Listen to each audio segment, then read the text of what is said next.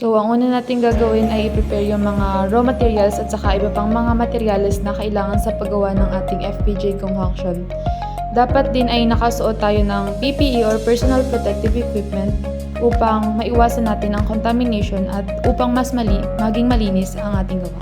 So, nagkilo kami ng tigpa 500 grams ng kamote tops, sahan ng saging at kangkong na gagamitin natin sa ating production. Pagkatapos ay kailangan nating hiwain ang ating mga raw materials na tigo 1 inch para mapabilis yung ating fermentation process. And then, kailangan natin itong hugasan para masigurado na malinis ito at maiwasan ang contamination.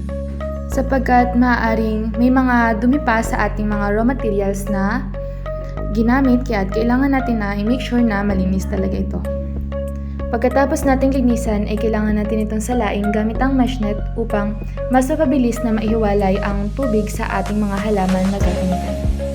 So, pipigain natin ito upang masigurado na matatanggal yung tubig sa ating mga halaman. So, ang susunod natin gagawin ay paghahaluin ang ating mga raw materials na kalahating kilo ng kangkong, kamote tops, at sahan ng saging sa isang timbang. So, ang ratio natin ay 2:1. So, ang ibig sabihin ay sa isang kilong plante, kinakailangan natin ng kalahating litro ng molasses. So, since meron tayong 1,500 grams na mga plants, ay kinakailangan natin ng 750 ml na molasses. Since 1,500 divided by 2 is 750, kaya kailangan natin ng 750 ml na molasses na ilalagay natin sa ating concoction. Pagkatapos ay hahaluin natin itong mabuti. And then maglalagay naman tayo ng mesh net sa ating mixture at kailangan nating i-make sure na nakasubmerged ito. So, ayan. Pagkatapos naman ay maglalagay tayo ng bato, preferably 5 to 8 na bato ang ating kinakailangan. Ito ay nagsisilbing pabigat sa ating mixture. Maaari kasi itong tumaas kung walang pabigat. Ngayon naman ay pupunasan natin ang bunganga ng ating timba upang hindi madumihan ang ating gagamiting pantabon. At tatabunan natin ito ng 2 layer ng Manila paper upang hindi ito mag-moist at makahinga ang ating mga beneficial microorganisms.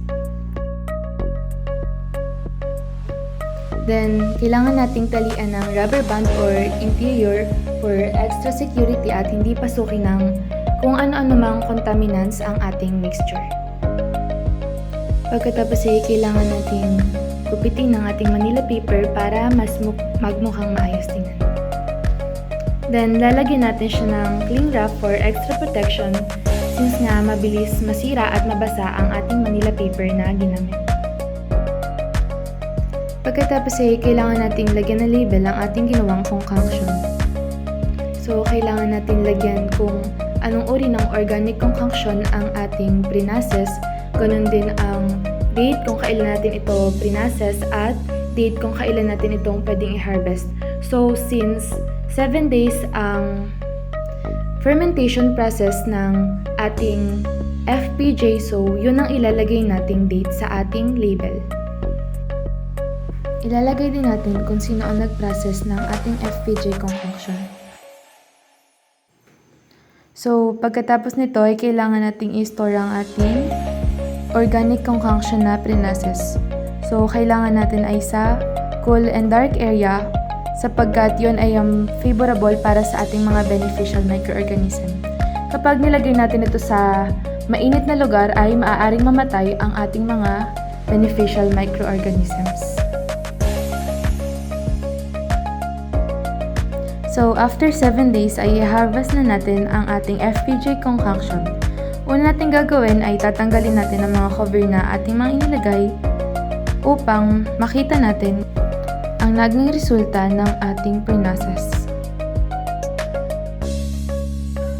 So, may nakikita tayo ng mga maliliit na mga bubbles sa ating ginawang concoction, tapos Mapapansin din natin na yung ating liquid ay nag-increase slightly and naging mas aromatic na siya. Pati dun sa smell ay ma-observe natin na mabango siya at manamis-namis. So ito ay indication na pwede na natin siyang i-harvest at gamitin.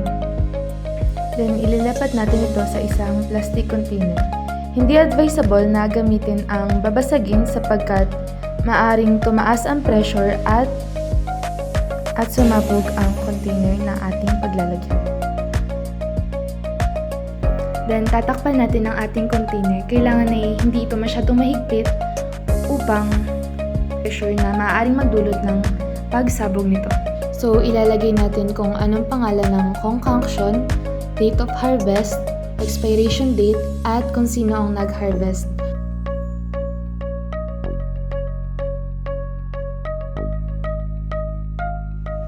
So usually 6 to 12 months ang itinatagal ng ating organic concoctions bago ito ma-expired. Importante ang paglagay ng label upang maiwasan ang kalituhan at maling paggamit ng ating mga concoctions.